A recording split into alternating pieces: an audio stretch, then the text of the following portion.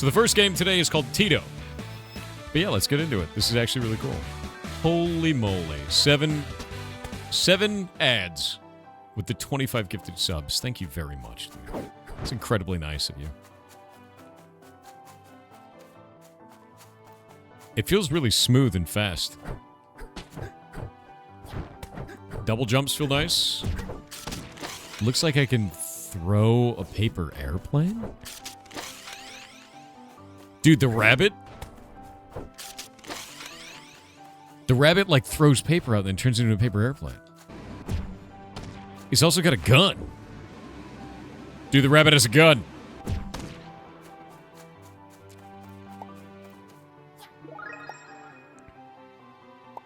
Banjo-Kazooie inspired? We'll ask. Oh, dude. Dude.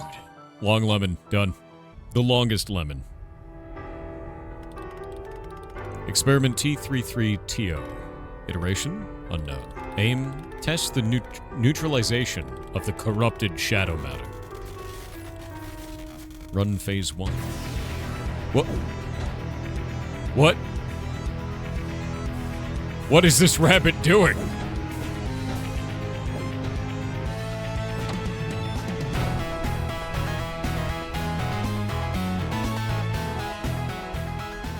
Phase 1 complete. Feel free to look around while I take notes. Please don't break anything. What? This rabbit has so much lore already. Okay, buddy. Come over here when you're ready to start phase 2. I'm terrified of the rabbit, dude. Oh, quick intro. I'm Nori. You are subject T33T0. Teeto. Nice. I'm gonna call you Teeto, and I'm so glad to meet you. I know you just got here and everything, Voiceover's but I good. need your help with something important. To start us off, I need you to focus on the shadow matter in this jar. Try absorbing it. They did a really good job of fitting the mouth to the speech, too.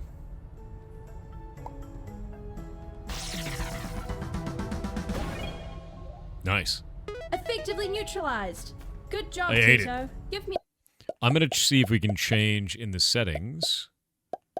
Can we change the camera? I cannot change the field of view. A minute to write this all down. Feel free to Hoping- hang out for a hoping to moment. change it. Make yourself at home. I want to find out where the devs are from, yeah. I'm gonna eat that flower. Oh, Wait, what is happening? don't worry about it. I'm just trying out some new looks. I want to talk about it.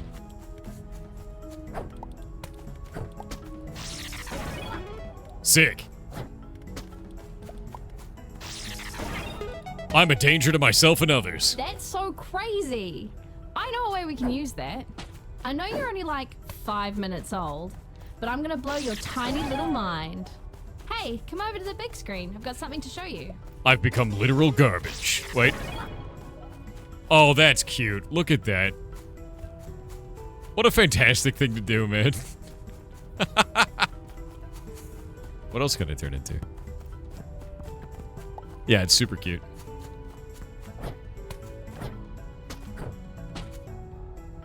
What was that? There was a sticker on that. It says Ace. I think that might be everything I can turn into. I want to be literal garbage. Hell yeah. Hello. I'm here to be trash. How's it going? I'm gonna watch the TV now. Okay, so I'm a banana bad again. news first. The planet's being eaten by creepy shadow things. They kind of oozed out of this shadow matter stuff. Really quite rude of them, to be honest. I made you a backpack. It's got a machine in it that gets super cool powers from your weird absorby forms. It runs on Vegemite, powerful shiny crystal things. Very stable-ish. Meet my proudest failure. So I made a guy named Michael, and then he duplicated a lot. Now the Michaels are scattered across the land like glitter. Tiny, confused glitter. We've got to rescue them. Okay, we have to save Michaels. Villains. There's a lot of Michaels. Danger. Lost baby Michaels. Bring it on. 2 heroes, 1 mission, and 0 plan. Let's go! Wait. Genius, beautiful, hilarious, thoughtful, humble, and not Australian. New Zealander. Discovered. Not Australian. Comfy? I know I am. Oh, before we go, I've got a spare Vegemite around here somewhere. We should bring it with us. Use the error finder to track it down. I do have to ask them, though, when we get to that point, is Vegemite or Marmite? The rest of the interview will hinge on that answer.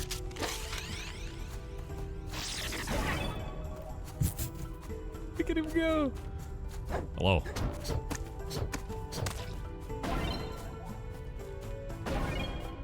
Oh, we can swap back and forth. Oh, we absorb it like Kirby. That's cool. That's actually really cool.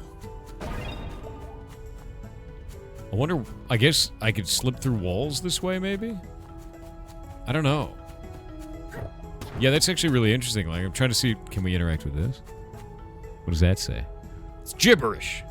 I see the gibberish. Look at it all. Alright. Can we leave? Oh no. Wait. The abilities change. Oh. Hold up. Okay, that's amazing. So whatever form I'm in changes the way that we shoot our abilities. Yeah, this is why I'm playing around with this. See what else we can do here. That's kind of cool. Yeah, shotgun trash, exactly. This is safe. Yeah, let's go find out what the flower power is. So, each one of these does a different thing. I like the fire one. Mostly because fire. Right? Oh, he gets a whip. Whap. Whap. I like that it comes out of, like, the gun. That is also, like, out of the top of his head. Fire it is. Alright. Airplane. There we go. Nice. Now let's get out of here. I'm taking this box with me. A baby Michael, quick, catch him. It's a Michael. Whoa.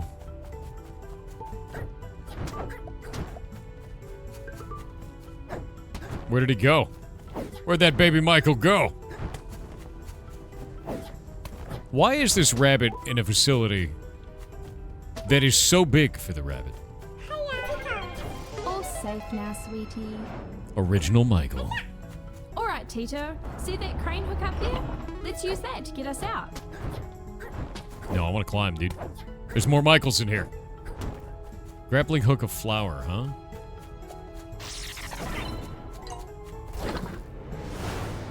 Okay, that's cool. That's a neat system. Sorry this place seems like a bit of a junkyard. It's because it is. Trash.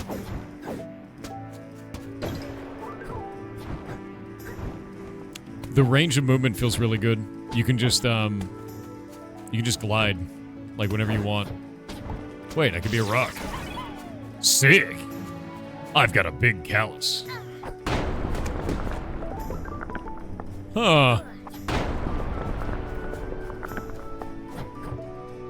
Yeah, it feels really nice. I love just blowing stuff up, too.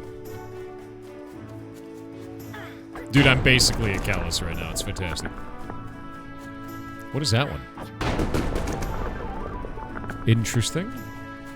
It's full of a lot of stuff. Hey, that drone has a Vegemite. We need to get it down somehow. Coming up, I've put together a super high-tech simulation of the shadow creatures to help train you in combat. I need to turn into something to get that down. I'm pretty sure being a rock is not going to help me. Yoink! Michael with the cool hat. Okay, I'm glad that you have multiple Michael types.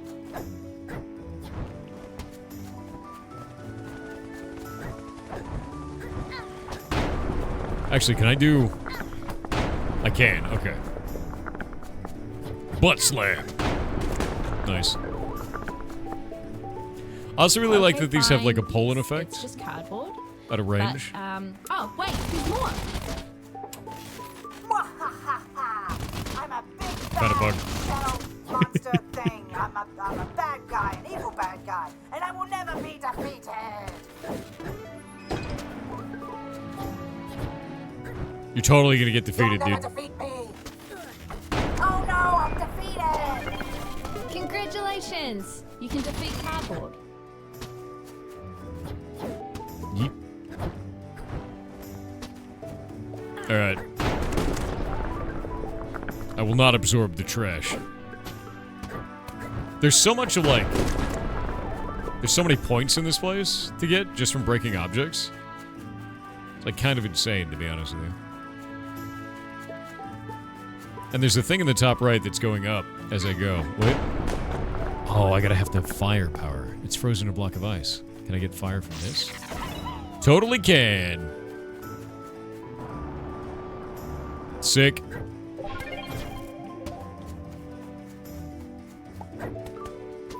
Oh, that feels really good. You stick to it. Ew. Oh. Yeah, the fire particle effect seems to be missing right now. There's a couple of little minor bugs like that. They're not that big of a deal, though, that I found so far. It looks like we have a little bit of, like, Mario coin-style mechanic for getting more points. Like it might be a bit far for us to jump. Let's glide. I don't know if that gave me a Vegemite or if there's something else that it gives you at the end. No, I don't want to go that way. I want to get the thing. Can't climb this.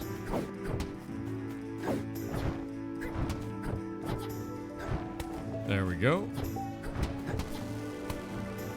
Nice. Good latch on that. That feels good. I'm Michael. Hiker Michael. Alright, now I'm up quite high.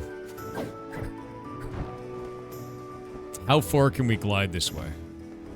Not very far. I was hoping to be able to get the one that was way up above. There's got to be a better way. Doesn't seem to be any plants.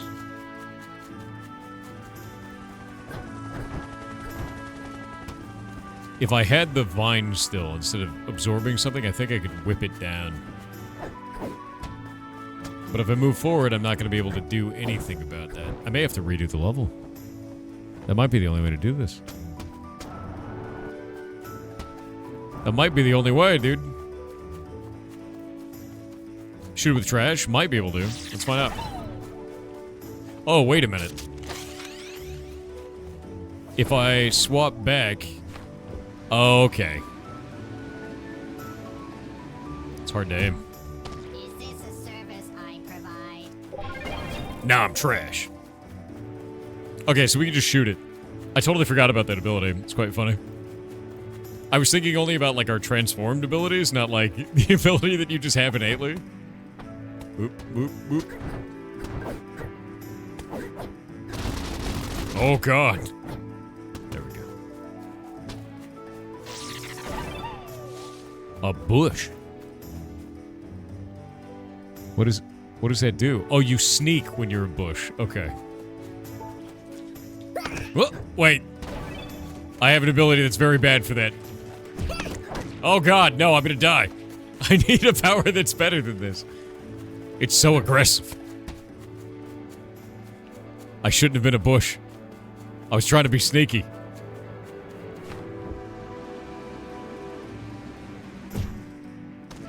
Okay, it has fall off, so. Did that not hit him? Maybe higher?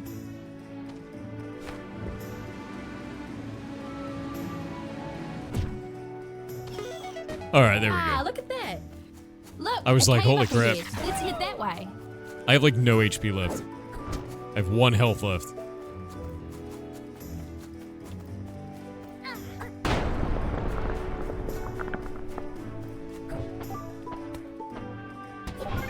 Nice. I got all the Vegemite. I got all the cool stars. I got all the Michaels. 1 HP to dream, dude.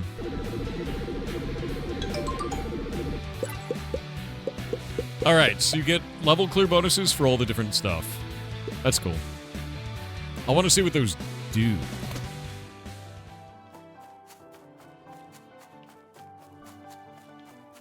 That was chapter... There's a bonus level. The Baby Michael Room. Look at them. The little Michaels. Beginning. Ashen Depths is 2. Wait, what is this?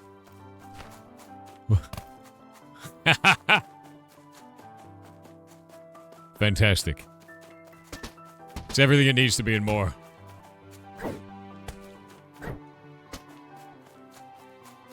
The TTP is 0, yes. Huh.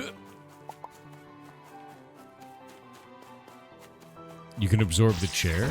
It looks like you can. What? Oh, God. Oh, no. That is ridiculous, dude. Yes, banana. I mean, long lemon.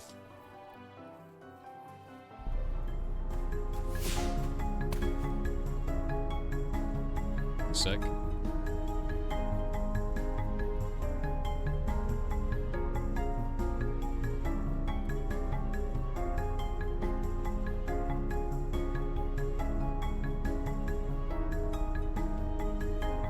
The Ashen Depths. So the idea, I guess, is to get as many of these stars as possible so that we can unlock this. Whatever the thing is in the dump. Neighbors, this place is dark. It's damp, and it's a health and safety nightmare. Thank you, disembodied voice, for that very warm welcome. I want to be a rock. It's me, Dwayne. And how do we get up there?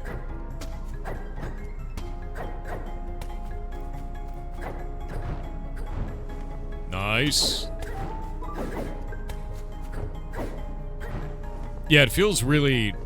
It's smooth for the movement.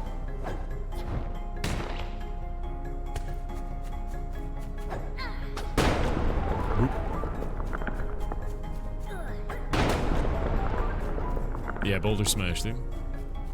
In. Nice.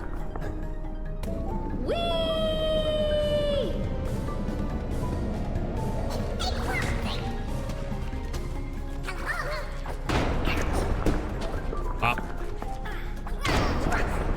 Oh, the wind-up on that is slow.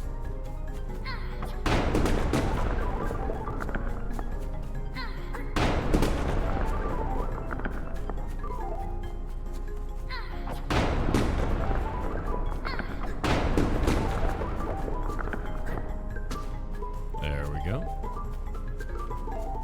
Nice. Alright, that's one of them. If you hear a voice that isn't mine, ignore it. It lies. I think that's true. I feel like that's likely a lie, you know what I mean?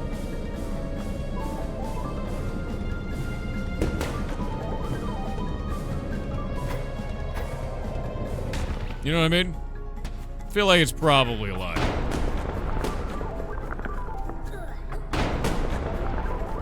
It's a generous size AoE. Yeah, it seems like the abilities are quite, like, big, you know?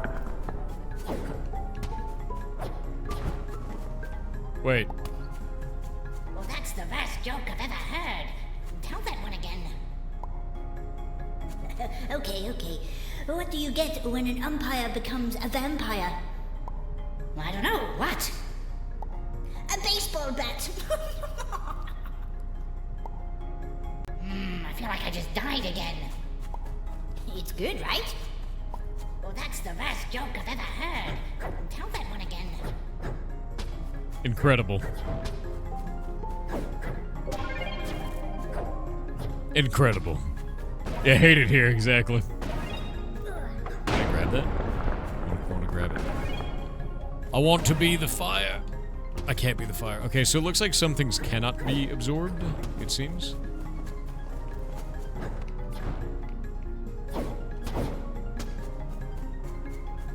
I want that one.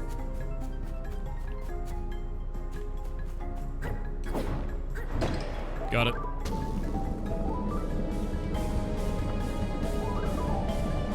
Oh, wait. There we go.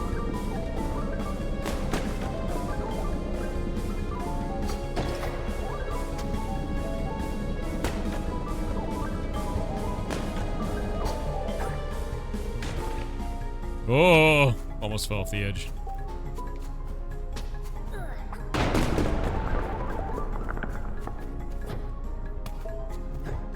Watch out. Rude, sir. Incredibly rude. Just a reminder that enjoying yourself is strictly prohibited. It's outside our insurance coverage. Shoot it! Shoot it down!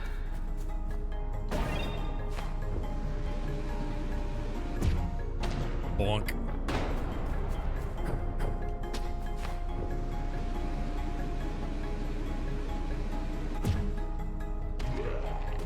Eat it.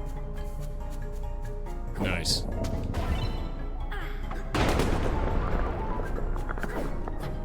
You know, I'm starting to question the structural integrity of this place. It's probably a good idea, honestly. Banana blaster? Actually, that's a long lemon. It's different. About halfway through all the points that I need. I have not found a single Michael, though. Which is starting to get concerning. No Michaels, Chet. No Michaels.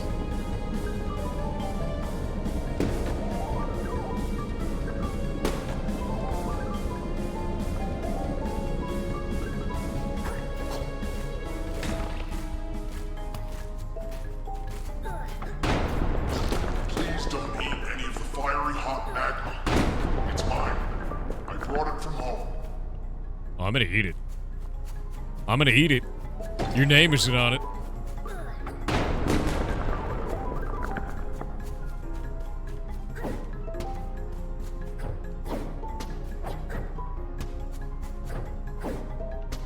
A Michael. We found one.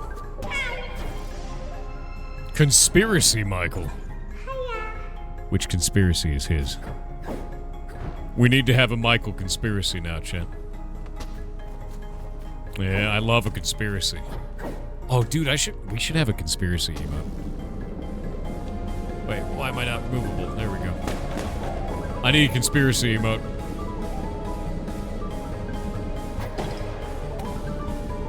Dude, this is fun. Look at this. Alright. Hey, cool force field. What is that? Wet. Do not lick the glowing rocks. If you've already licked them, well, I'm afraid you've only got about 12 minutes. 12 minutes? Until what? I get a prize, right? It's a... Right? Right? That's when the prize happens. Okay, there we go. We got all the points.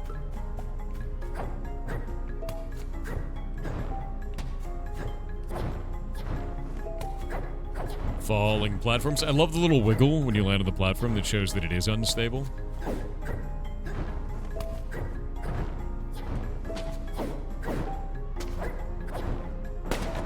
Like, I actually really enjoy that. I think that's quite cool. It shows you that, hey, this is gonna fall. You know? Oh, what is this? One room down, more to go. Oh. Wait, that's a breakable wall, but I'm not a rock. I need to go become a rock. Unfortunately. Yoink!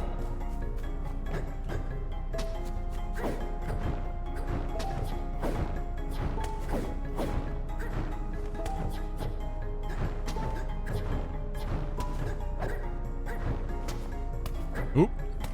Almost fell in.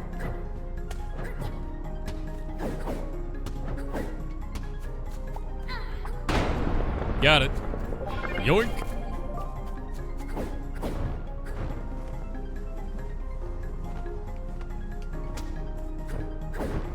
Did you know the devs in this game said they will bring more updates to this game in 6 to 7 months? That's awesome. Yeah, we're going to talk to the devs in about 20 minutes. I'm mostly just getting a feel for everything that they're doing here, and it is incredibly charming. No prophecies on. If you receive a vision, please report it to HR. No visions allowed. Like, it's very charming. It's quite fun. It's more of a manner of, you know, kind of feeling out what they're doing and how they're doing it, you know?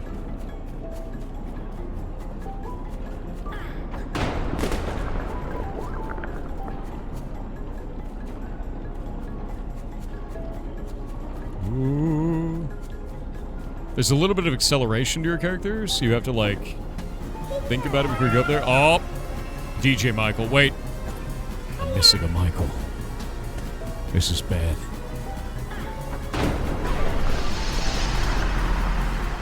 That counted as a ground slam. Interesting.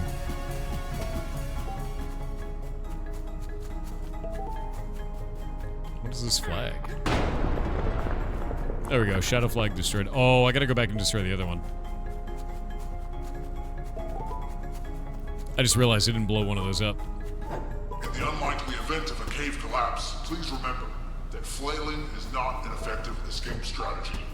It said not to lick the rocks, so I need to not touch those.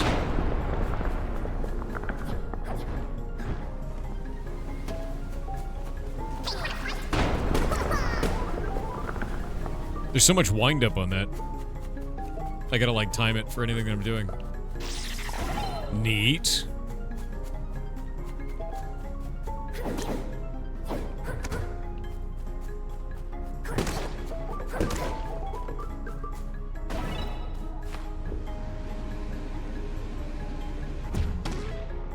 Neat. Love that icon. Whoa, okay. It does it in the exact direction that you just were facing at the time. Another Michael. First day of school, Michael. Teeto. He's gonna learn something cool from Conspiracy Michael.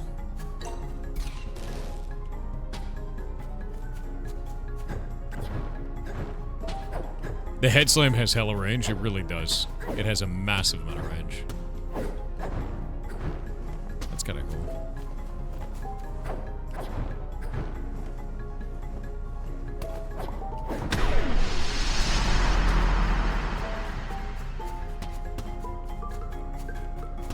I feel like I don't know if I even need more of those stars, because like I'm kind of at the point where I've hit the limit that I need up there. I don't know if I even need to care about that. Please avoid stepping on the moss. Slam. It's territorial and unionized. What? What? What?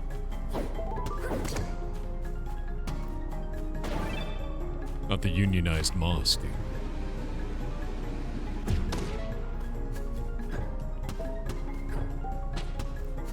We need water in here. I'm gonna go grab the water power. Yeah, unionized moss, dude. Alright, I missed one of the flags, so I need to go back.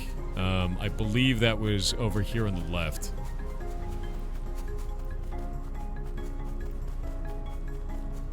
Yeah, there it is.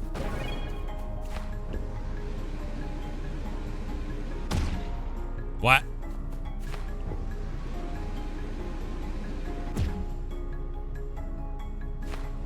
Much higher. Like a glove.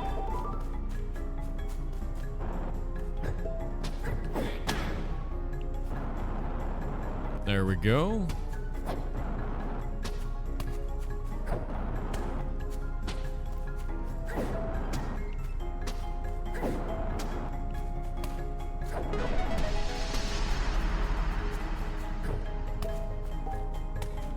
Alright, we've got all the flags.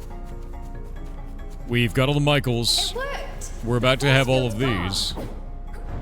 It's come to my attention that our fancy force field is no longer enforceable. Engage Protocol 6. Panic. These don't hurt me. There we go. Alright. You saw Nothing. You saw nothing. Oh my god, they're such weirdos. There was no boss. Oh, that's really funny, dude. You saw nothing. Alright, we got everything. I was expecting a big old boss fight, but there's no boss fight. It's quite funny. The Long Lemon Bandit, yes. I'm here to steal. It's very funny. Yeah, the voiceover's really good. It's just very charming, you know? Charming game. I like it a lot. You like an old school game? You love it so much? Same. don't want to know what's down there. You don't want to know what's down there? I do. It's death. That's what death looks like.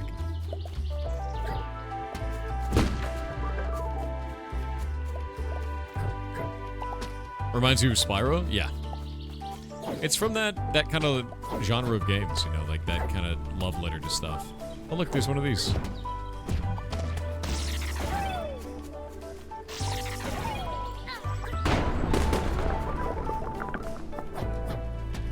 So destroying the shadow flag seems to be like an extra objective. Overstimulated Michael. What is that? Rot comes for us all.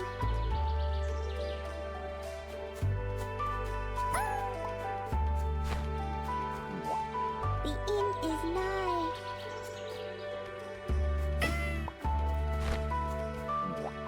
My destiny is to become jam.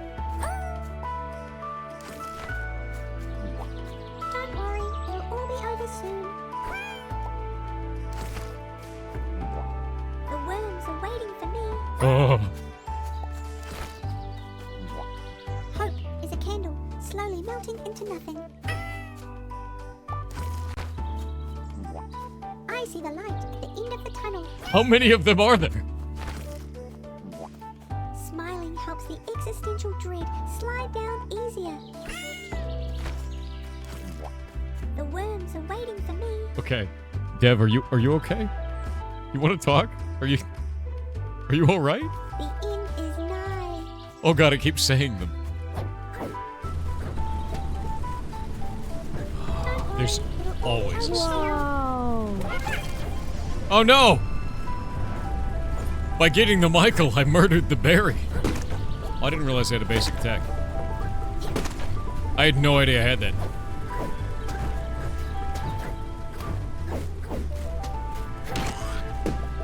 That's so much faster. I had no clue. Hell yeah.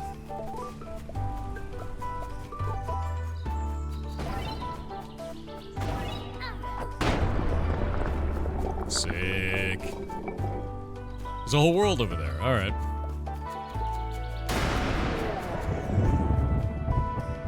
What? Oh, that's rude.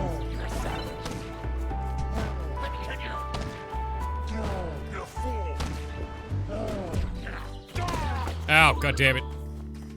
The timing of that is very weird. No. It's so hard to do. It's so sensitive. Yoink.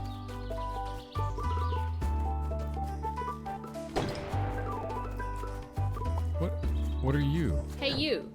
The fate of our entire camp depends on Bing Bong reaching the summit of that pint-sized peak over there. Are you a crab or a frog?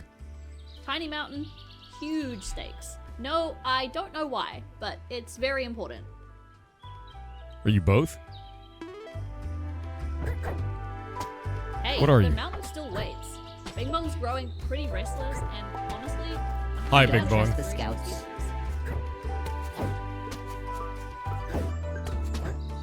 I'm peeking.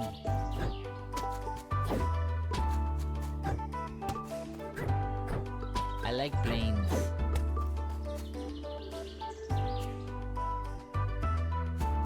Are you taking me on a plane? No! How did I get here?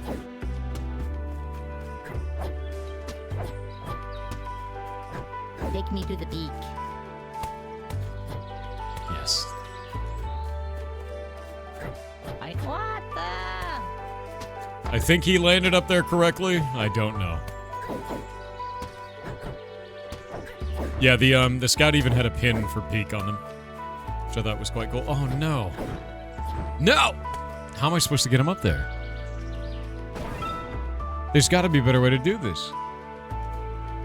I threw him up there so I could go back up and get him, but then he despawned. Is there a better way? Is it ivy related? Really? Why are you No. holding me? Don't! I'm gonna do it. Oh, why? Throwing you is hilarious. Come on. Bing, bing, bong, bong. No! Yes. Am I a good father? Probably. Bing, Yeah, I have no bong. idea how to get up there. Makes me wonder if there's like a movement thing I haven't done. Hey, don't! Get slammed. This is big.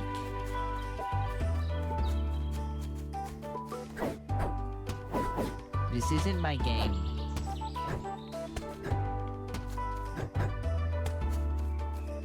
Bong.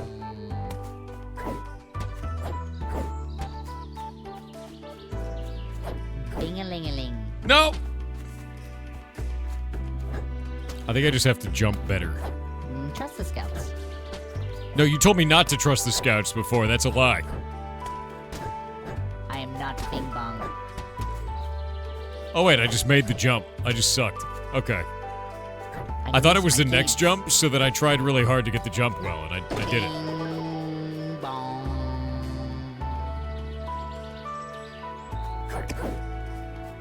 Alright. Yeah, it was just a get good moment, you know? Alright, now that, You like... did it. Bing Bong has planted his flag upon the summit. The prophecy is finally fulfilled, and now you are worthy of the Scout's uniform. Wear it proudly, fellow Scout. I've done it. Super rare. Puke. Code New Zealand. Hell yeah. Feels really good. Don't know you. Did you just... Okay. That's not very nice.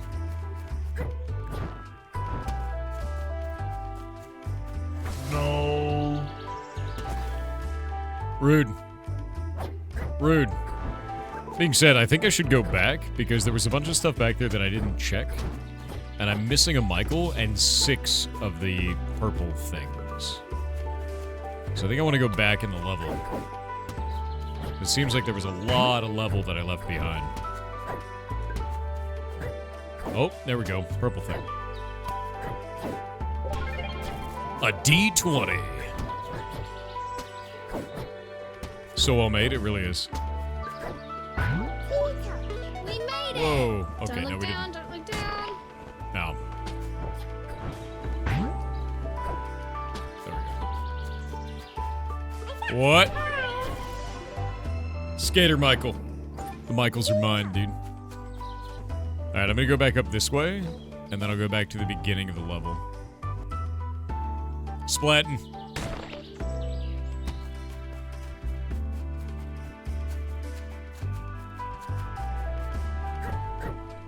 Hell yeah. Waterfall Secret. Already did that one. I need to know what to do with these berries, man. There's something over this way.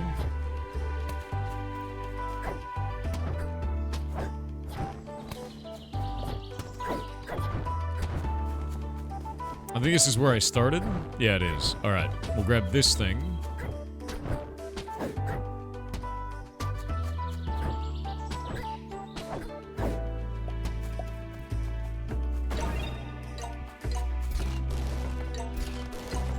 Love the multi. That's nice. Hey guys, I need your help.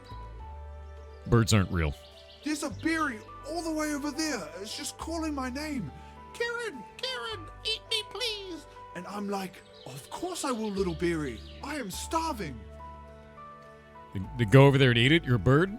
Why can't you just fly over there yourself and get it? Exactly. There's shadow monsters that way. Not that I'm scared or nothing. Besides, have you ever tried flying with low blood sugar? It's not ideal. If you give me that berry, you can have this shiny Vegemite. And if you don't help me, well, I guess that just means that you, I don't know, you guys aren't cool. Wow. That's reassuring. That's rude. That guy called me not cool.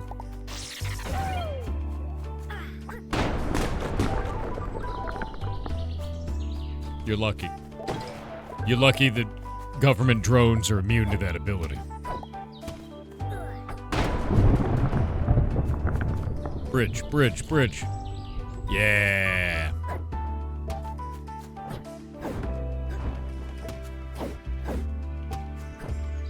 Alright, now I have to get the berry to that guy.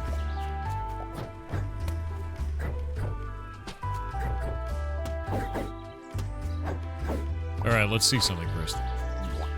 My destiny is to become jam. Okay, we can't use the glide right now. I see the light at the end of the tunnel.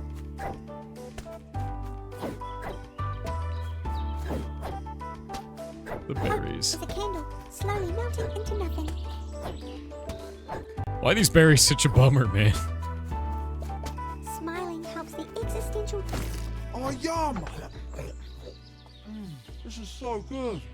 It tastes even better because I ain't it, you know? Here's that Vegemite I promised. It's no good to me anyway. What am I gonna do with it? I'm a bird. It's time to go now. I believe in you from a Thanks, safe man. distance. I would like the Vegemite. Fantastic.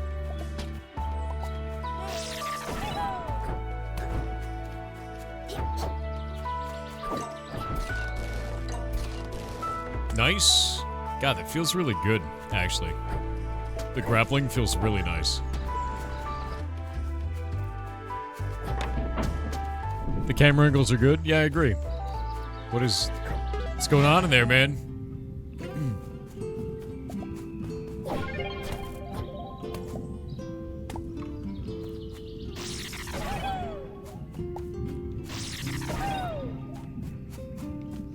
Wait.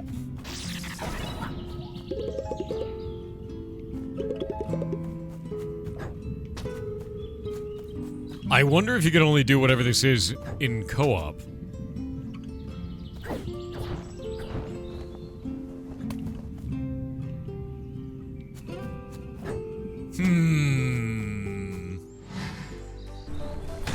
And I've got all the stars now.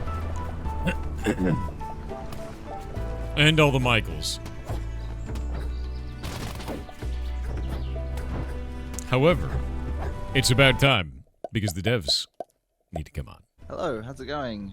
It's going good. All right, so tell the chat a little bit about yourself, what you're working on, who you are. Sure. My name's Mitch. I'm one half of Eat Pant Games. Yeah, it's our super serious studio name. It's a great studio name. Thanks. This is yeah, our first ever game, Teeto, basically. Obviously kind of inspired by all the games that I grew up with, Spyro, Banjo-Kazooie, Crash Bandicoot, Super Mario. Yeah, all those games that are like 20 years old, so yeah. You know, feel it. I mean, they're good games, though, and like this feels absolutely. very reminiscent of that. So like, yeah, no, I think you guys are hitting the mark there. It's quite fun. Oh, thank you. So tell me a little bit about that process. How long have you guys been working on this as a team? And it's just the two of you, huh? Yeah, it's just the two of us. So we started this kind of like working part-time on it since like January last year. So it hasn't been too long, but we've kicked right into sort of like full-time work on it the better half of this year. So it started as kind of like a passion project, figuring out game development kind of, because like we did kind of game adjacent work, which is kind of like our other business. We do like a lot of mobile app stuff and AR, VR stuff, and you know, mostly for creative agencies and stuff in New Zealand where we're from. And then we've been using game engines for the better part of 10 years, and we're like, maybe we should try and make like a game with it. So that's kind of what this was, and it's been mostly just a huge learning process. Not just for game development, but all the other things around it, like all the biz dev stuff, the marketing stuff, which is like a whole nother beast, you know. But it's been great. lot How to do you- learn, but yeah. Yeah, and learning all that extra stuff. Can you talk a little bit about that? Like, what have you guys learned in terms of marketing? What have you learned in terms of like running a business for all this kind of stuff? We've got quite a lot of people in the community that are developers, and many of them are, just starting out. They're just doing game jams, things like that, and they've never experienced that. So maybe anything that you've learned along the way, or the stuff that was kind of surprising to you. I mean, there's like plenty of things that I have learned that I would do differently next time, just in terms of, like figuring out, just like being really sure about who you're making a game for. And because I mean, like, I don't know, this started as just a 100% passion project. These are the type of games that we love to play. And it's just even better that other people kind of like them too, but it's not always like that. And I guess what makes developing a game easier is like, obviously you've got to have the passion, but if other people are going to be into it too, it just makes it that much better to, it makes it easier to keep going, I think, when things get tough, to know that you've got some chance of success. Yeah. Yeah, no, I don't know. It's hard. It's yeah. It's and in terms of like marketing and stuff, like we don't really know what we're doing. I think what we try to do is just get stuff out there all the time, and don't be afraid to. I don't know. You feel like you're posting too much, and you're spamming this and doing all that, but really nobody cares, and that's kind of the only way to get your stuff out there, is you just got to kind of hustle and do it. Yep. So putting on your big boy pants and posting on Reddit and stuff like that, and being a part of social media if you don't want to be, and just making sure that you're just kind of just shilling your game, because that's totally acceptable, I think, and ultimately, I mean, that's kind of the thing that I like scrolling social media for. It's obviously you try and scroll past all the terrible politics stuff and just get to the games, and I just like reading and watching games and stuff like that. So if I enjoy that, surely other people do too. So just post about your game, I think. Yeah, no, and always. I completely agree with that. There's a lot of people that when they make a game, they're like, oh no, I'm going to be really quiet about it, and when people find out about my game, they're just going to love it so much it's going to take off. I'm like, no, dude, stop. Like, go talk about your game. Tell everyone about your constantly. Never shut up about it. You're your own hype man. And like, yeah, totally. And you'll get conflicting opinions about that too. I think some people, I mean, because it's not the way things always was. I think there used to be. You used to be able to sort of like work in a game in secret, and you might sign with a publisher, and they sort of like without basically anyone knowing about your game, and you can shadow drop stuff and you can do all that. But really, I think, especially nowadays, you kind of have to do a lot of that legwork straight away. You have to sort of like make sure that you're getting that sort of market validation, because that's so important. Not just for, I guess, to making sure that you've got an audience, but for something to prove if you are looking for things like funding or a publisher or anything like that. You kind of just have to, you have to be able to prove all that stuff yourself, which is hard, because you basically kind of have to, you do all that stuff before you can get help with it for the most part, Mm-hmm. Yeah, so that's actually the thing for you guys is, let me pull this up. I want to make sure. But you did go down the publisher route. Yes. Yeah. So we mostly out of we don't really know what we're doing, so we're definitely taking like as much help as we can get, and the guys that we signed with Super Rare Games or Super Originals have been absolutely lovely and so helpful at just helping us just get this thing across the line and just make it happen, because we've never shipped a game before, we've never ported a game to other sort of like platforms and stuff like that, so it definitely makes the whole process a lot less daunting knowing that we have the support of guys who have done that.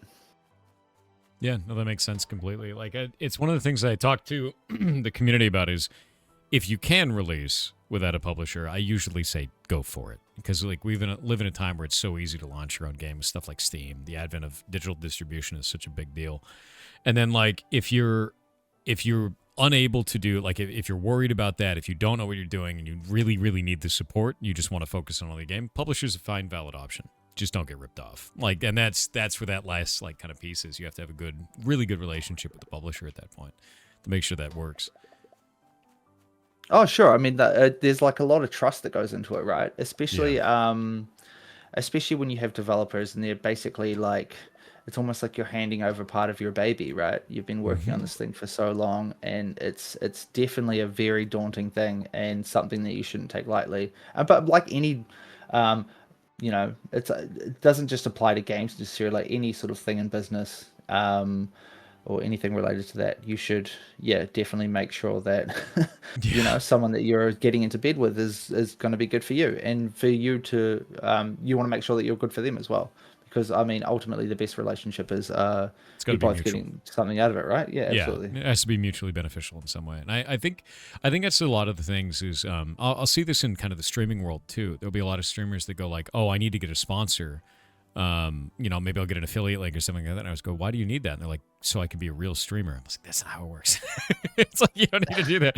It's like, then I'll see that a lot with indie devs is they go, I need to get a publisher. And I go, what do you want a publisher to do? And they're like, I don't know. And I was like, then you don't need a publisher. Like you should have a, I mean, really isn't it one of those things when you get into it, you kind of like, there's like almost like a handbook or whatever. It's like, these are the things that I feel like I should do. You know, it's like, I mean, the same thing as a lot of things. It's like when I grow up, I finish school and then okay, I'm going to go to university or to college or something. Just like, it's like, why? It's like, oh, because that's just what people do. Yeah. Without sort of like thinking about whether or not that's the right thing for you. It's like, so there's definitely some ingrained stuff, and 100% there is, sometimes that stuff is like, that is the best thing to do for your situation, but to just blindly assume anything, I don't know, it's kind of whack. But yeah, I mean, it is a thing. People go into it and be like, oh, just assuming that I need a publisher, where not everyone does. Yeah, no, that makes sense, and I agree with you. I think it's always like a really beneficial thing to look into and know exactly what you want, you know, like you guys were saying. So with this in mind, you guys have your demo out right now. Yes. And the demo has been out since May of 2024. You've got 100% positive reviews out of 30, which is great. Like that's rare to see. You know, not a huge amount of reviews, but 100% positive is bonkers. That's fantastic. So with that in mind, how do you feel that the reception has been? Like, have you gotten a lot of really good use out of like a demo? Do you think that it's evolved the game in some way that's been beneficial for you? Oh, definitely. I think it's one of those things as well. Like knowing more about it now, you realize, oh, releasing your demo could have been like a really huge marketing beat and all that stuff. I'm like, we released the demo as soon as it was basically playable, because we're just two sort of naive kids, just been like wanted to get friends and family to play our game, and we'll bang it on Steam and we'll get them to, you know, have a go. But that's been so helpful for us, just in terms, because when we first released the demo, it was super shit. It was like it didn't play well at all. Yeah. The jumping was bad, everything was bad. But we just got constant feedback that we just took in, and we just continued to craft and craft and craft till it got to the point. And some of the game's still a little bit jank now, you know. We've still got some time to cook it a little bit longer. But a lot of that's just come from just feedback and just conversation with people, players and stuff, that because we value all of that stuff so much. So we've got like feedback forums, we've got like a Discord and all that stuff where we get players to come in and chat with us, be like, how can we make the game better? Because obviously they want to be able to play a good game, we want to be able to make a good game. Let's make it happen.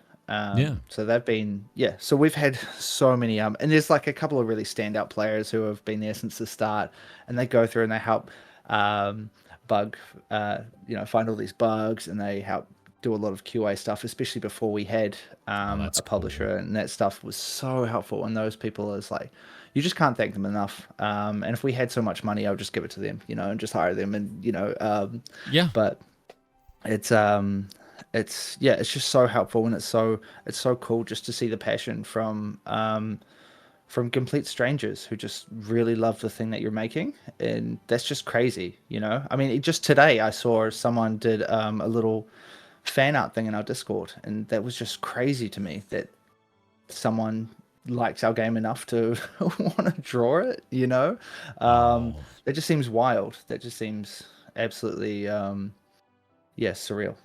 Yeah, honestly, that's the best, man. Like any type of fan art, anything like that is phenomenal.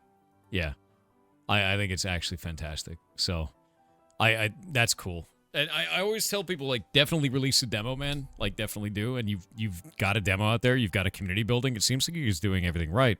So here's the thing that I'm interested in, right? With you guys making this game, you have your community running, you've got your publisher.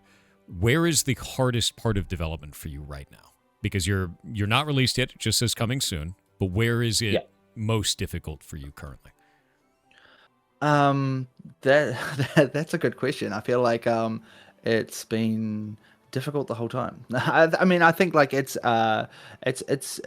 different aspects of difficulty, right? I think it started and it might have felt easier in some ways just because we were so naive, and the more we learn, the less we know, in the grand scheme of things, where we there's just so much more to do once we get into it.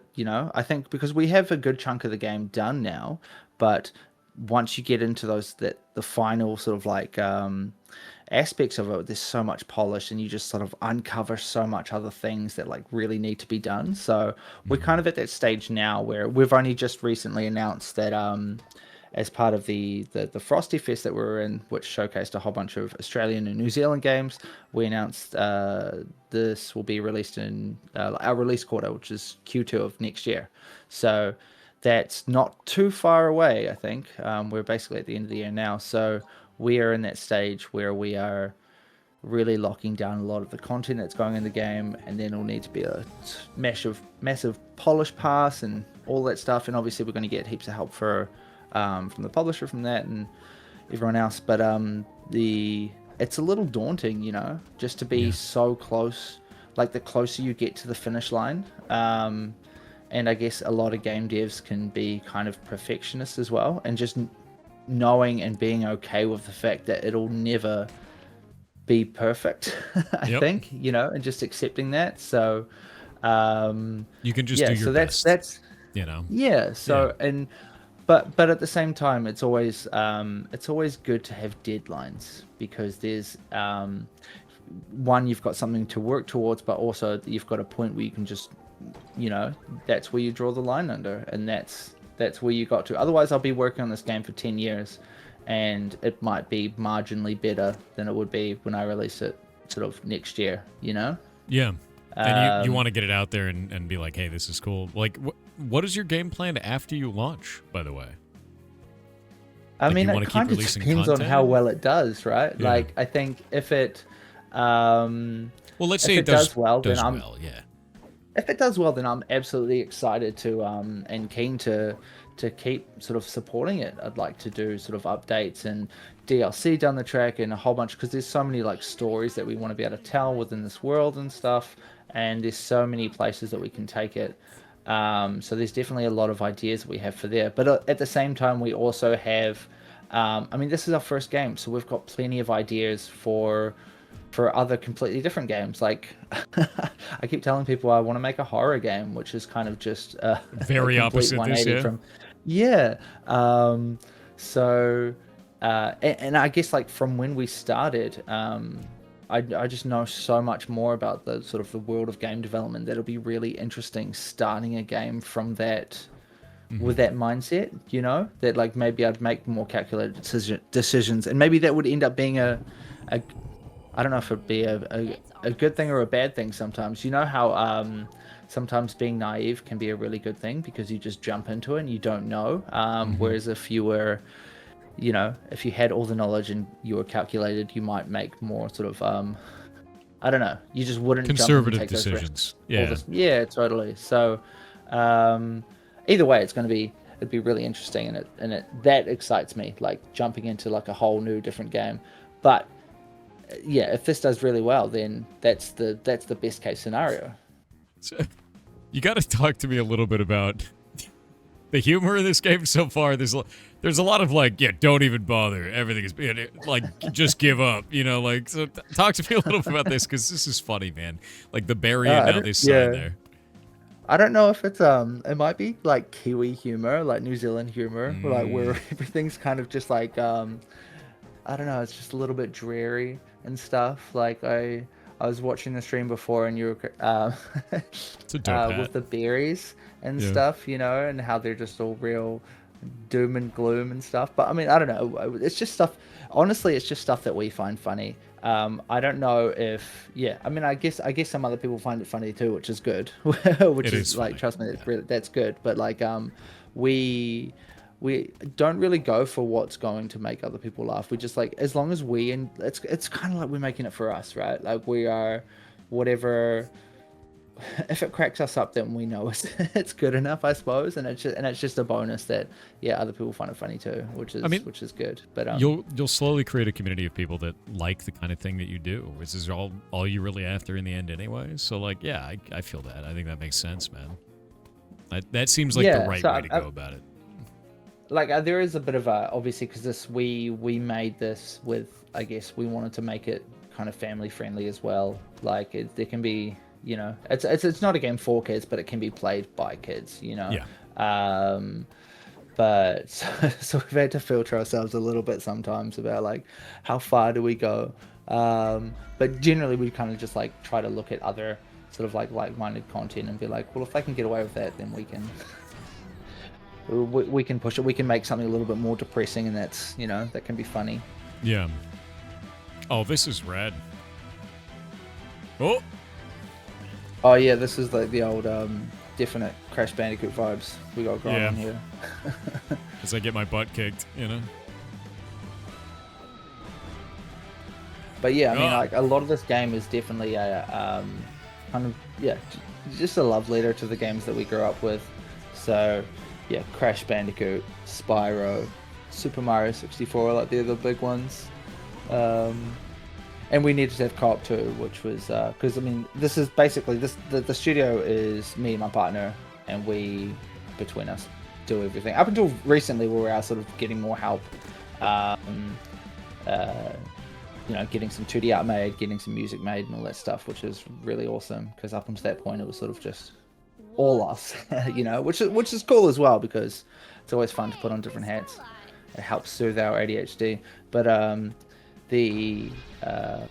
we've been very fortunate as well to receive some government funding in New Zealand, because they have like a really good like funding body. They're called Code, and they I guess not only do they do like games funding and stuff and grants, they just provide so much knowledge and access to like workshops and a whole bunch of seminars and stuff to be able to teach people about game development, which like, and we wouldn't be there, you know. They we got grants to go to San Francisco in March to go to GDC so we can talk to publishers, and that's where we sort of met up and talked to the guys that we signed with, Super Rare, in person.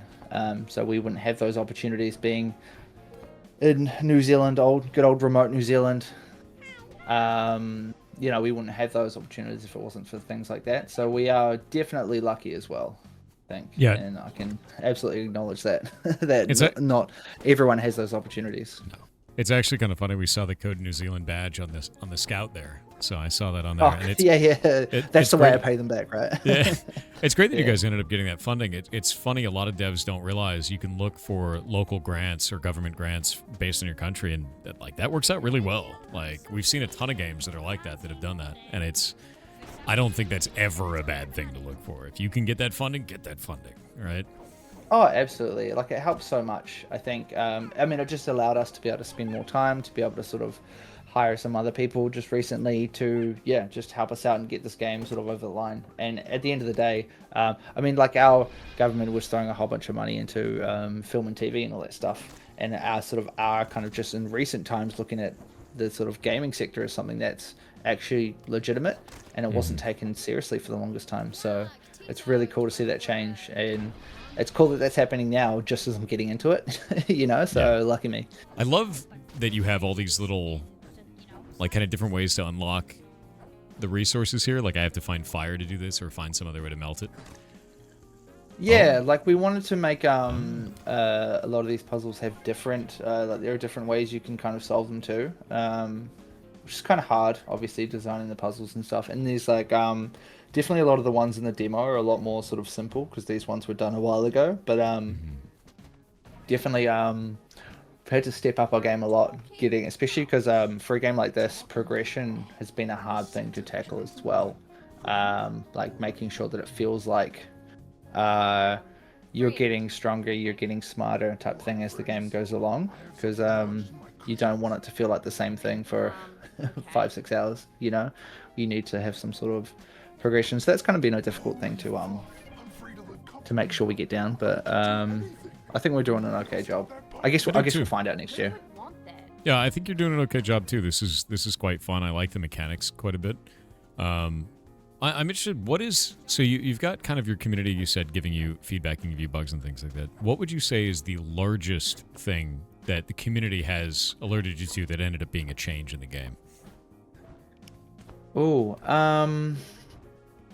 I think, I mean, it might be a really simple one, but it's incredibly important. But one of the things was our jump never felt right until kind of not super recently, but like more recent than it should have. I think, especially for a platformer, because for games like these, I think like the controller and the way it moves is everything, right? And we've still got a bit of work to do. I think we are playing around with speed a bit. Sometimes it feels too like it goes too fast. Sometimes it feels too slow, especially in because we're dealing with some of the levels being quite open worldy, or a little bit more open worldy than sort of other sort of platformers where you've got to like travel a little bit of distance. So there's a lot of value messing around with values just to make sure we get the feel right. But early on, our jump just felt rubbish, and we got like a lot of feedback, and I basically just worked with people just to make sure like is this right, does this feel better? And we got it to a point where like I finally figured out what I was doing, and then the game just felt a lot better. So lots of things like that, I think they definitely helped us tool the character controller, which was a huge part in making the game feel pretty good. Yeah, no, it does definitely feel good, and these moments like this feel insane. So like I've been trying to get the hang of this and like find out where all the rewards are in it, because I missed 2 of the resources this way. Right, yeah, gotcha. That's quite fun. I do like all the different like play methods that you have, all the different ways of like turning into different stuff. Can you talk a little bit about the inspiration games for you? Because like this has quite a lot of different stuff. Like, I grew up in the era of Spyro and Crash Kirby, Bandicoot and everything, Yeah. Kirby's a big one for the like I guess the main mechanic, right? Like being able to become other stuff. Like Kirby's so good, so silly, and so cute, really, I think. So that's definitely a one of the big inspirations. You've got a bit of Banjo-Kazooie coming in there with like the 2 sort of like 2 characters in one type situation going on. Mm-hmm. I guess a lot of the movement was kind of like a little bit more arcadey, so we're looking a little bit like a Hat in Time is a big one as well. A Hat in Time is definitely like one of the we love that game so much. So a lot of the movement style comes from that. But I mean, that's all just derivative from things like Super Mario 64 and those type of games, all those Super Mario ones, which really, really kicked a lot of that stuff off. I mean, there's a little bit of, like Croc and stuff in there too. A lot of those games that we loved. I guess more recent stuff, I think because we need to have co-op in there as well, which has kind of been a little bit annoying to develop for, but necessary for the game that we want. But so like we've been playing the It Takes Two and Split Fiction and stuff, and even though those games are light years ahead in terms of what we can do with co-op, definitely good inspiration. You'll get there. I wouldn't worry about it too much. I think what you guys are building is really cool. Yeah, I mean, ultimately there's 2 of us, and how many of them? But but it's always good to go back and play those games. And I think a really important lesson for us is to not get too bogged down in development and making sure that we're taking time away, I think, and especially if we're taking time away and just playing games again, because that will kind of like even subconsciously help you become a better developer when you start to see things differently. I think just by playing games. Like there was a long period where I sort of got into game development. I just didn't play any games for months, you know? Really? And it's only when you go back and play stuff, you're like, oh yeah, that's like, they've already figured the stuff out. What am I doing, you know? Yeah. So it's definitely good to lean on sort of like tropes that are already kind of like trodden and all that stuff, because there's a reason why some things are, and people spend ages figuring that out, so you don't have to kind of reinvent the wheel every time. Yeah. Yeah, no, that's super yeah, important. play games. Like, if you want to make a JRPG, go play a lot of JRPGs. You know, find out what you like Yeah. about them, and then go from there. You want to make a platformer, play a bunch of platformers. But That's super even from a agree with that. business sense as well, I think like if you talk about wanting to, I guess, service the community of people who love games like this, you want to make something that they, Is familiar. you don't. Yeah, if someone like is a huge fan of 3D platformers, you don't want to like stray too far from, I guess, the norm, because they just love playing games like these. Ooh. Yeah, I felt like that weird spinny there. I'm just going to say it's intentional, right? It's a little Yeah. vortex. But so that was definitely a lesson for us, just to take some time away and play some games, and even just taking some time away because you get too close to the development process. So making sure that you put things down and come back to it with fresh eyes, or getting someone else to take a look at things for a different perspective, because you just get too close, especially in such small teams. Like there's two of us, so there's only, and we're both neck deep in it, so you can only have so many opinions, before you you're just too stuck in, I think. I mean, I agree with you. I like the way that you guys are doing your development process. I think it makes a lot of sense.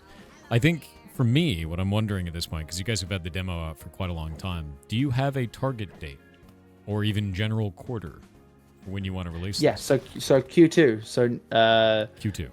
whatever that is next year, I think. Yeah. But that's what was sort of just recently put out. What was it, like 2 days ago? Oh, nice. 2 days ago. Yeah. So they had this big Frosty festival, which is cool. We got to be a part of that, which was awesome. So planning to release on consoles as well. So PlayStation, Nintendo Switch. So another thing as well, when we developed all this, we developed always with Nintendo Switch in mind. So we're working to those limitations, and that sort of like is filtered into the design style and choices and stuff that we make, because we have to get it to run on that potato of a platform, So well, I mean, they got Switch 2 now. It's like Potato Plus, yeah, totally. And Switch 2, like, absolutely fine. Yeah. I think, but I think we're thankfully going to save a bit of time and a bit of headache, because we've thought of that from the start, kind of, or roughly from the start, that making sure that we're doing everything right and having the right systems in place, so that when we come to port to Nintendo Switch, it isn't like, oh shit, we have to gut everything because we have a billion polys in the scene, and we've got a million draw calls and stuff like that. So we definitely tried to do things kind of smartly. Yeah, no, I say try to, like, talk to me in 6 months, but yeah. Yeah, I mean, that's always how that goes. With that in mind, the most difficult question that's going to make your publisher just go, stop talking, right? Okay, here we go. Do you have a general price point for the game? If the answer is no, it's fine. Mean, we do. I also just don't know if I can. Yeah. If the answer is I don't know, then that's also fine. Yeah. Yeah, I always ask. We don't know. I don't. I mean, yeah. I mean, we have one that I've gone into thinking like it will be around this price from the start, and I think we're pretty aligned with that with the publisher as well. Sure. I mean, it's not going to be sort of Nintendo prices type thing. I guess that's all I can really say. Like, it's so $70 AAA banger. Got it. Yeah, it's going to be 4 times that amount. Yeah. Nice. Yeah. We're aiming to make one sale. Yeah, one ever. All you need is one. Yeah. Right. Like, it's fine. The game will be $1 million, and we'll make one sale and just call it a day. That's perfect. Yeah, that's great. One person will play. Think of the exclusivity. Yeah, Sell yeah, a single copy. Yeah, no, that's no. It's always tough to do that, and like, if you guys don't know, you don't know. There's nothing wrong with that at all. That's something you work out as you go, and when you get close. Yeah, to and launch. it's also one of those things that it can sort of change between now and release anyway. Yeah. But yeah, I mean, I didn't want it to be too expensive. I want it to be accessible, right? Yeah. But at the end of the day, I sort of, I'm happy just to not make those decisions, kind of, because Yeah. that's kind of like part of like Why you what we're sort of leaning on the publisher for. Like, Yeah. you guys sort of know how to sell games, we don't. So, just tell us what to do, type thing, in that sense, Yeah, 100%. And like that's always the thing is I'm always interested to see how a developer feels about that, about pricing for kind of stuff. Because what I find more often than not, especially in the indie space, is a lot of devs will be like, my work sucks, it's only worth $1. Like things like that where they undersell so heavily on what they've created, and I find it fascinating. It's always a unique answer no matter what. Usually definitely, and it's something that it's always a tough one, no matter who you are, to get right all the time. I think there are some really good games that have come out that have potentially even priced themselves a little bit too high, and you could see that. Like, you hear stories of people being like, "Well, I had like 100,000 wish lists, and when I went to release, I didn't make that many sales." And one of those factors could be, well, maybe your game's priced a little bit too high and people are just sort of sitting around waiting for it to go on a substantial sale. I mean, I don't really know. I think you're right. This is, I mean, it's one of those things where you kind of have, there's always a compromise, right? Like, you want to be able to make it accessible, but at the same time you want it to make money for yourself and for to cover all of the costs that you've incurred, and to be able to set you up to be able to make it more games in the future, because at the end of the day, it is a business, unless you're a hobby developer, and where it doesn't kind of really matter how much sort of you sell. But if you're in this for like, if this is a job for you, then absolutely you have to be looking at like sustainability down the road, which means making money from it. So yeah, there's definitely I've definitely known other people to sell themselves too short as well. They'll put their game up for $10, and then 6 months later it's on 75% off, and it just seems like kind of a bit of a shame, Yeah, no, I agree with that, and it's always tough to figure out like what it's worth, because it also changes the perception of the purchaser, right? Like, if you put your game on for $1, people are gonna be, oh, that's shovelware.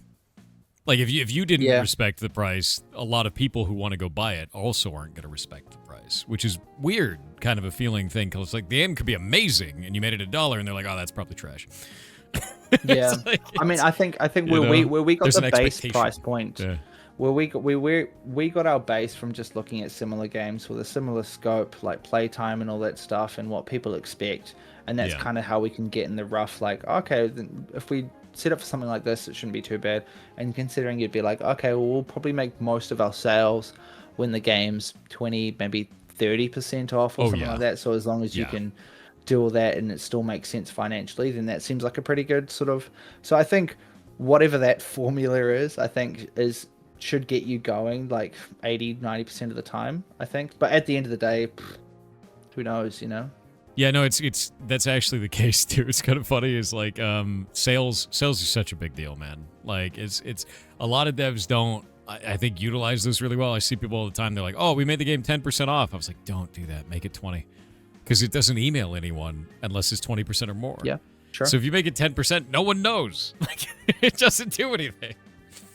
Make it 20. Make it 20. Yeah, Steam does that. They and I think there's definitely like an art to that stuff as well, which is like another plus for people potentially working with publishers, because that's kind of like a lot of what they do as well. It's like they've got systems where they're figuring out like when's the best time to go on sale and when you sort of like drop that stuff, and it's like a whole sort of it's a whole formula, a whole system that they sort of like have set up for that.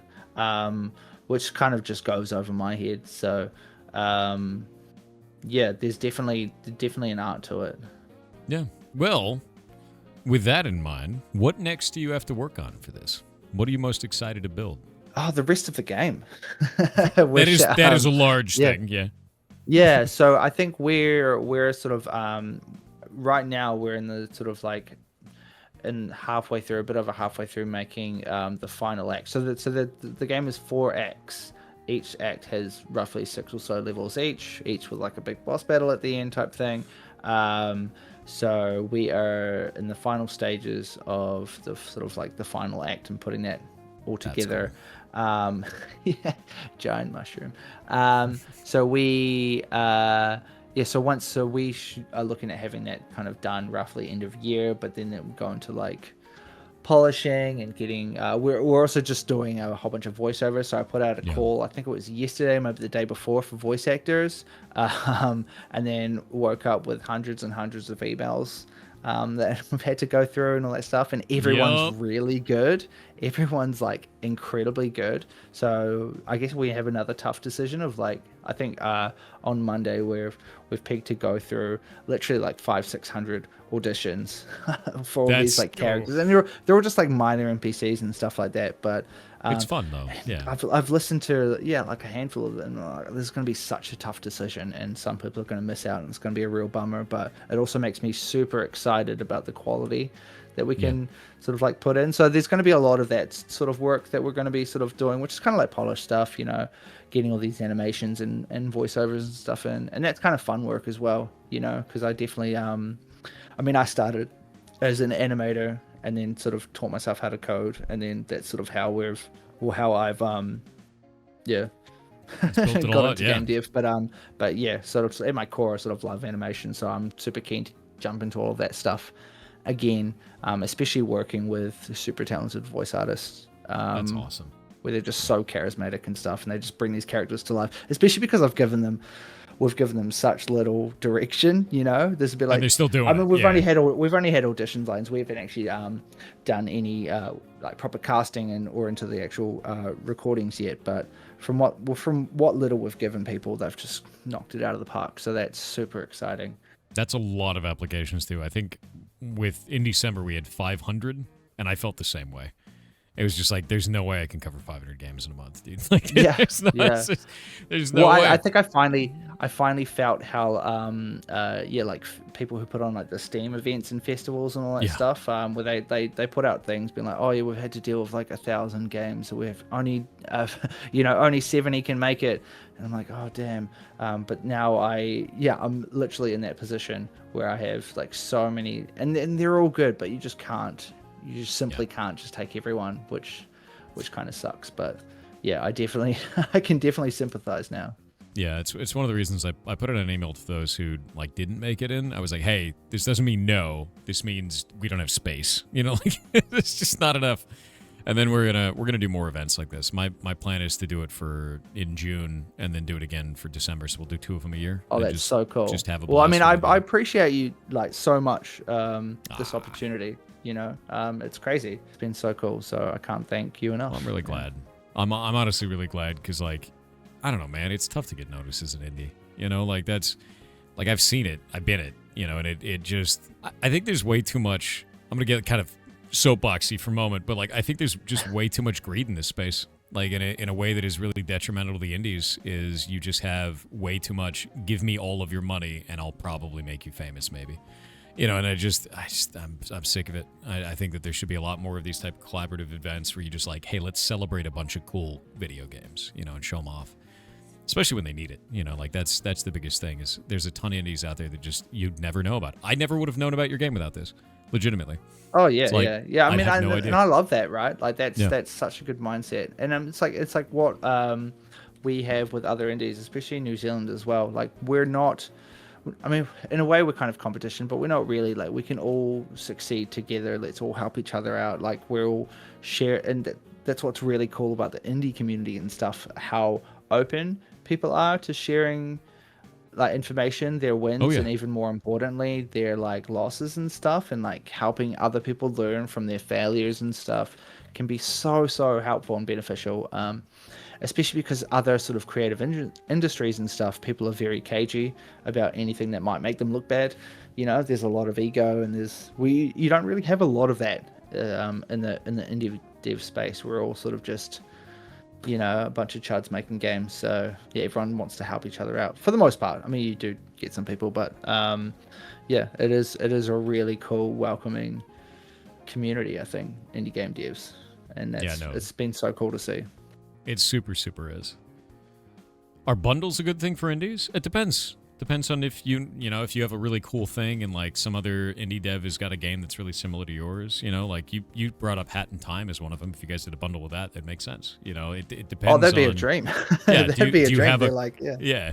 Do you have a cool relationship with another indie dev? Do a bundle with them. We've done bundles and stuff in the past too. It's fun. Like it's never been a detriment, well, we had Paige, who was the community manager for Aggro Crab, be in the game, and we had Bing Bong in the game, which was I love that. Crazy events for us. Like that's was one of the biggest games, you know. Yeah. And they so they're absolutely devs. Like Aggro Crab and Landfall, they're so supportive of other sort of like smaller devs and just helping them out and stuff. So they basically created our Instagram. We had like no traction on our Instagram until we That's awesome. posted about Bing Bong, and they retweeted it or whatever Instagrammed it, and then regrammed it. Yeah, and then now we've got like followers and stuff, which is crazy. I'm not sure what the term is for Instagram, but yeah, I don't know either. Whatever, reposted. What am I talking about? Yeah. I don't even use Instagram, to be honest with you. So I haven't used it in months. Probably should. Well, I don't really like social media, but it's sort of one of those necessary evils that you have to have for you know, promoting games and stuff, right? Yeah, no, got to be everywhere. It's one of the things is engaging all that kind of stuff. If you're out there and you're trying to show off your indie game, there's tons of stuff on social media you can do. Things like Screenshot Saturdays and like even stuff like, you know, God, what was it called? It was like a pixel art one that was really interesting where you just go make pixel art and like show it off, the things that you're doing based on themes. There's tons of stuff like this. Like it all exists everywhere, you know. Regionalized pricing stuff will likely be handled by the publisher. But since you guys are in New Zealand, actually, this is a really interesting question. What is the indie scene like in New Zealand? Because like I have no idea whatsoever. We've been talking to so many devs, international devs throughout this, and I'm always interested. What is it like where you're from? I think it's really great, and I think it's one of those things that is because of the support that we have from like code and the government and stuff. It's just been able to flourish. Like we've had quite a few big titles come out of New Zealand. You know, like Dredge and Into the Dead. It's just another one that came out from Pickpock, is really big. From Code specifically, the game Abiotic Factor, and if you haven't played that, like it's amazing. Chad keeps yelling at me to play it. I gotta play it. You gotta play it. Yeah, you absolutely gotta play it. That had support from Code and stuff as well. So, and they obviously are doing really well. While there is like a whole bunch of us sort of smaller ones, definitely we have good games rise up. Right, and we do have the support of, you know, like the government and other sort of devs around us in New Zealand. We all sort of want each other to do well. So, in that sense, it's really good. Yeah, no, that's awesome. I'm really glad to hear that because it's always interesting to hear. Like, there's been so many like indie renaissance moments. Like Brazil just had one recently in the last couple of years, where suddenly the government's like, "Hey, do you want to run an indie studio? We'll make it easier." And now there's just a ton of cool stuff coming out of Brazil. You know, like, so it's neat to see like what that culture is like in each area because it's going to be completely different. But it's all very collaborative. Like the indie scene is super collaborative. So glad to hear it, man. Yeah, I love really that. Glad to hear it. Yeah. Well, we're almost at time. Is there anything that you would want to leave for the community or other people? We have a lot of people in the community that are developers that want to make cool stuff. Do you have any advice for them whatsoever? Oh, advice. Ooh. I just make things. I think make things and show people what you're making. I think is the only thing I can really say. Oh, I mean, just and make sure, because game dev is one of those things that it's easy to get into a process of just crunching and just making sure and just working crazy long hours, and you get really stuck into a project. So make sure that you take some time away and take some time for you and step away and look after your mental health and stuff like that. But once you've done that, get back to work, you know, because you're going to make that game. But and just make sure that just post all over social media, all over Reddit and all that stuff, and get feedback from people, because I mean that's what we did, and it's been so helpful, I think. And especially if you can get people who who are really into your game, it just makes you feel that much more sort of like passionate about making it, because you know that not only you want to play it, but other people want to play it too, which is the drive sometimes that you need to keep going when times are tough. Rock on. And for the final question, this one's all for all the marbles. Everything on the line. Everyone's going to judge you very differently, basically. Vegemite or Marmite? Oh my god, I feel like this is a very political question. It is. It's deeply political. Well, I mean, yeah. I'm going to sit on the fence on this one because I grew up with Vegemite. Even though Vegemite is, I think it's Australian. We grew up with Vegemite, but then I was converted to Marmite. I didn't try Marmite until I was like in my 20s. Really? And I mean, I love both. Honestly, I don't really eat either, but like I eat Vegemite all the time. As both. an American, I'm a weird one. You know, like that's. Like Vegemite is good and Marmite is good also, but I feel like it's different though, because with Marmite you have to. I feel like Marmite's more potent. You use less. You have to use less, otherwise it's too strong type thing. With Vegemite, you could just slather that bitch up. Yeah. Like Chad is saying, yeah, Vegemite rocks and Marmite gang rise. All right, I'm a Vegemite enjoyer myself. Bovril beats both. We can't get it here in the U.S. We can't have it. It's not allowed. Yeah, we can't get that. We can get Bov right, which is different. Everyone tells me it's different. It's like a meat thing, but yeah, never had Bovril. But yeah, yeast-based spreads. Gotta love them. They're so good. They're so good. All right. Well, it was lovely having you on, and I hope you have a wonderful day. And I hope your guys' game succeeds. Like, this looks really charming. The mechanics are quite cool. The controls feel really fluid. And for those who haven't done it yet, wishlist this. The best thing you can do for any indie game that's out there is to wishlist it. It costs you nothing, and it tells Steam to show it to more players. So do it. Do it. Go do it. Yeah, do it. And play the demo. If you have any feedback, please let us know. There's a feedback thing in there. There's Discord. Reach out to me. Unless it's like really hurtful and all that stuff, like I want to hear it. But even then, I just want to make a good game, and I just need feedback for that. So, and just thank you. Yeah, thanks Thor so much. Like, this has been amazing. And no, thank you for coming on. Yeah, like it's awesome having all you guys on here and showing off your cool stuff. So thank you very much. Oh, cheers. I hope your game does really well. Seriously. Oh, thank you. I hope so too. Well, you have a good day. I'll see you around. All right, you too. Bye.